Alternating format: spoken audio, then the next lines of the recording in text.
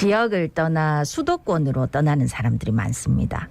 지역에는 떠난 이들의 빈자리를 메꿔 보려고 여러 노력을 하고 있지만 수도권 초집중화 현상은 점점 더 심각해지고 있습니다. 부산은 인구 감소로 인한 지방 소멸 문제를 모면하기 위해 어떻게 하면 좋을까요? 오늘부터 새 정부가 출범합니다. 윤 대통령이 후보 시절 공약으로 내걸었던 균형 발전을 실천하기 위해 바라는 점은 뭔지 전문가의 의견 들어보겠습니다. 예, 부산대 도시공학과 정주철 교수 전화 연결돼 있습니다. 교수님 안녕하십니까? 안녕하십니까? 예, 안녕하십니까?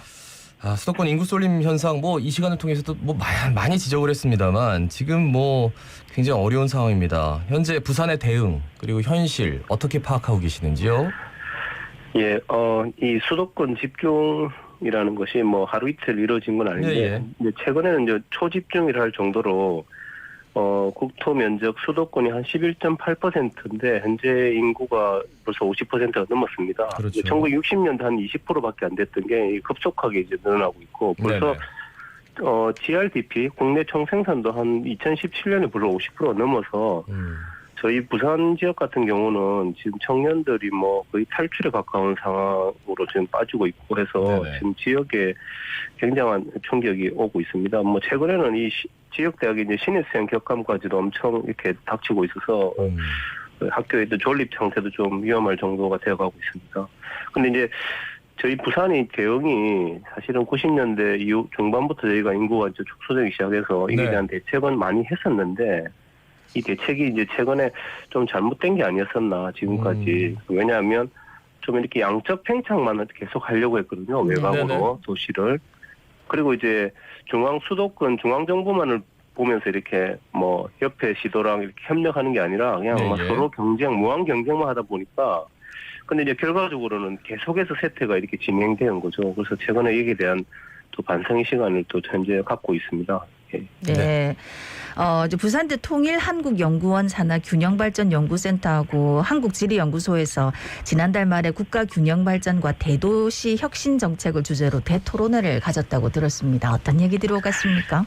예, 제가 여기 이제 토론자로 좀 참석을 했었습니다. 저희가 여기 마강래 중앙대학교 교수님이랑 박윤미 이화여대 교수님을 좀 초청을 해서 중앙에서 이렇게 좀 이야기를 받는 과정을 거쳤는데 사실 박윤미 이화여대 교수님은 저희 부산대학 출신이기도 하고 지역에 대한 관심도 많으셔가지고 했는데 이 주제가 사실 저희가 금방 말씀드렸던 이런 기존에 우리가 대응했던 정책에 대한 좀 반성이었습니다. 그래서 박윤미 이화여대 교수님은 양적 팽창이 아니라 인구 축소를 받아들이고 축소 도시에 맞게끔 좀 더 이렇게 우리가 집중할 곳에 집중하고 그래서 이렇게 가야 된다라는 어떤 그런 주장을 좀 하셨고 스마트 디클라인이라고 하는 그런 미래 도시의 어떤 축소는 되지만 어떻게 하면 좀 스마트하게 우리가 이 현실을 받아들이고 또 강력하게 갈 것인가.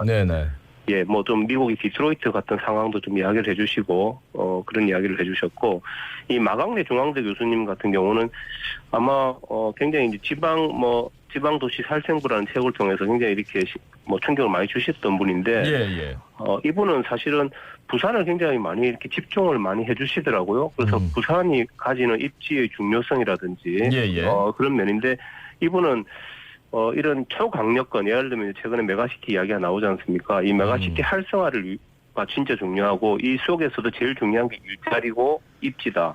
그래서 부산이 나아갈 방향을 좀 이야기를 많이 해주셨습니다. 예.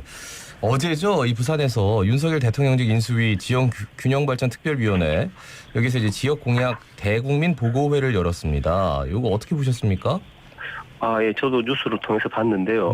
이게 부산시 현안 부분들이 대부분 다 들어가고 사실 이게 7대 공약 15대 정책 과제로 이렇게 제시가 되었는데 이 내용을 이렇게 보니까 현재 부산에서 최대 현안 과제로 계속해서 이렇게 이야기가 되고 있었던 엑스포 박람회 개최라든지 가덕 신공항 부분 조기 건설이라든지 경부선 지하 문제 그다음에 부울경 강력 교통망 확충이라든지 그다음에 산업은행도 이전하는 부분까지도 이렇게 들어와 있었고 그 외에 이제 탄소 중립 도시라든지 낙동강 부산 국가정원 구축이라든지 지정이라든지 이런 지금 시가 가장 추진하고 있었던 내용이 대부분 다 실려서 굉장히 지역으로서는 좀 반가운 그런 어떤 발표였던 것 같습니다. 네네. 네, 뭐 사실 그동안 쭉 이제 뭐 과제였는데 이번에도 이제 하겠다 했으니까 실제로 되는가가 제일 중요한 문제인 것 같습니다. 그렇습니다. 예.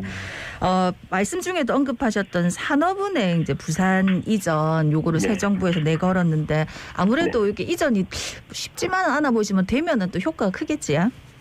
그렇습니다. 이게 부산이 혁신도시로 이제 금융이 좀 지정이 되고 예. 뭐 1차는 내려왔지 않습니까? 근데 이게 금융 중심지라고 말하기에는 사실 좀 어려웠어요. 그래서 좀 추가 이전이 돼야 된다. 다른 서울에 있는 은행들 중에 대표적으로 우리가 지정했던 게 이제 산업은행이 내려오면 참 좋겠다 이렇게 했는데 이 금융 중심지로 이제 성장하는데 아마 산업은행이 가진 역할이 굉장히 클 거다. 상징성도 있고 또 부산 쪽에서는 아마 이걸로 이제 정책 금융 활성화까지도 좀 했으면 좋겠다. 이런 부산시 바람도 있는 것 같습니다. 이 정책 금융이라는 게 지역에 이 은행이 내려와서 뭐 인력만 내려와서 더 좋다 이런 뜻이 아니라 지역의 어떤 성장 동력을 이렇게 육성하기 위해서 자금이 필요하고 또 지역 내 다른 금융과의 연계관계라든지 뭐 이런 금융 네트워크도 구축하는데 아마 이 산업은행 역할이 굉장히 크지 않나. 산업은행이 사실 사업비만 한 해 한 30조 나옵니다. 그런데 그렇죠.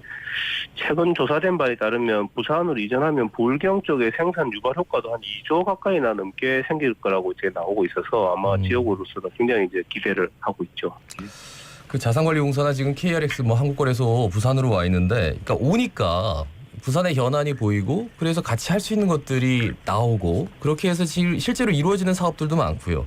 그렇습니다. 그리고 인재들도 좀 흡수를 하고 있고 그런 거 보면은 산업은행 부산 이전이라는 게 단순히 사람들만 오는 게 아니라 정말 많은 시너지 효과를 기대할 수 있는 부분인데, 근데 이제 기업이 온다고 하더라도 인재가 좀 자꾸 이탈하고 있다. 그래서 그러니까 이탈하지 않게 할 수 있는 방법들, 물론 일자리 얘기가 분명히 나오겠죠. 어떻게 보십니까? 저희가 이제 혁신도시 1기가 노무현 정부 때 하지 않았습니까? 각 지역으로 내려왔는데 내려와서 지금 이제 평가가 많이 이루어지고 있습니다. 그런데 사실 내려와서 다시 뭐 그만두고 올라가는 사람들도 있고 굉장히 이제 지역에 내려오는 걸 처음에 되게 반대했었던 이유 중에 하나도 이 서울이 가지는 여러 가지 인프라를 포기하고 이제 지방에 내려가라고 하니까 그분들 입장에서 굉장히 이제 난감했던 거죠. 지역으로서는 굉장히 환영받을 일이긴 했지만, 근데 지금 내려와서 저희가 사후 평가가 사실 내려왔는데 제대로 된 뭐 관리를 안 해준다. 예를 들면 여러 가지 뭐 그 아이들도 데려와야 되는데 그죠? 학교 문제라든지 여러 가지 주거 부분이라든지 사실은 내려왔는데 그분들을 위한 일종의 뭐 좀 가이드 같은 것도 사실 제공해주지 않았었던 역할이 있습니다. 최근에 이제 정부가 이게 대해서 좀 이제 반성을 하고 한 1, 2년 전부터 아마 지역에서 이런 부분에서 관리하겠다. 그래서 아마 부산도 아마 생기고 그렇게 이제 좀 하는 걸로 알고 있습니다만 이게 중요한 게 산업은행이 오면 그분들이 여기서 정착할 수 있게끔 최대한의 어떤 뭐 제공을 해야 되고 그게 앞으로 좀 기반이 되어서 그런 분들이 내려와도 좋다 하는 생각을 가지게 해줘야 되고요. 또 내려왔을 때 이제 산업은행이나 지방 공기업들이 이제 지역 인재들을 채용할 수 있으니까 지역에서도 이제 거기에 대한 대책을 많이 수립해야 되죠. 사실 부산에 1차 허그 기관들 내려왔는데 거기에 취직하고 싶은 뭐 학생들 굉장히 많이 있습니다. 원하는 학생들이. 그게 지역에서 제일 좋은 이제 일자리가 된 거죠. 그런 것들이 좀 더 확산하는 뭐 계기가 됐으면 좋겠고 이 부분에 대해서 시가 진짜 노력해야 됩니다. 근데 대형 혁신도시 만들어줬는데 거기 지금 정주하시는 분들 별로 없어요. 다 팔고 나가셔가지고 그런 식의 모습은 안 될 것 같고. 그렇습니다. 그러면 지역이 더 탈할 것 같고. 그분들이 내려와서 그분들한테 좋지만 그분들 옆에 이제 우리 부산시에도 굉장히 도움이 될 수 있는 좀 시너지를 낼 수 있는 게 뭔가를 잘 고민해야 되는데 그걸 그냥 뭐 내려오면 아파트 한 채를 받아서 뭐 팔고 나가는 형태가 이제 굉장히 잘못된 형태로 지금 받아들인 거죠. 그런 부분들이. 근데 그런 부분이 아니라 지역에 내려와서 그 지역이 이제 그분들을 어떻게 관리하고 도와줄 건가를 좀 고민을 해봐야 될 것 같습니다. 네, 뭐 어쩌든지 뭐 내려면 와주십시오. 오기만 하면 좋겠다. 이렇게 하는 거는 아니라는 말씀으로 듣겠습니다. 자, 오늘부터 새 정부가 이제 시작이 됐습니다. 윤 정부에서는 지금 균형 발전을 위해서 노력하겠다. 이렇게 약속을 했는데 전문가로서 정부에게 바라는 점이 있다면 어떤 게 있을까요? 오늘 뭐 20대 대통령 오늘 취임식도 11시에 있고 그렇죠. 뭐 국민 한 사람으로서 이제 좀 정보가 잘 됐으면 좋겠다는 생각을 합니다. 사실 균형 발전 관련해가지고 정부에게 좀 제가 요청드리고 싶은 건 전문가로서 이게 좀 정부 초기에 그러니까 지금 시작하지 않습니까? 정부가 좀 힘이 있고 기대가 굉장히 클 때 예를 들면 이제 균형 발전 정책인데 대표적으로 이제 2차 공공 이전 기간을 좀 이전해 달라고 계속 요구를 했었던 특히 뭐 부산 같은 경우는 이제 산업은행이 얘기했고 다른 지역도 다 마찬가지죠. 그 지역에서 이런 걸 좀 조기에 빨리 해줘야 된다. 네네. 이거 시기가 조금 늦어져 버리면요. 또 사실은 이게 안 됩니다. 이 수도권의 저항이 워낙 강하기 때문에 예. 그렇게 해야 되고 그다음에 우리 부산, 울산, 경남이 아마 4월 좀 18일날 저희가 그 특별연합이 좀 만들어졌지 않습니까? 네네, 그렇죠. 이게 굉장히 중요합니다. 이 메가시티라고 하는 이게 부산만 그런 게 아니라 울산, 경남과 함께 이렇게 어떤 지역의 어떤 현안을 같이 공유하면서 일종의 뭐 특별 연합이라고 하는 지자체가 만들어지는 건데 예. 여기 이제 힘이 좀 더 쏠려야 되고 이게 대한 관심이 좀 더 있었으면 좋겠고 이게 이제 다른 지역으로 또 좀 더 이렇게 확대될 수 있는 것을 빨리 조기에 정부 초기에 좀 해줬으면 좋겠다라는 거 하나랑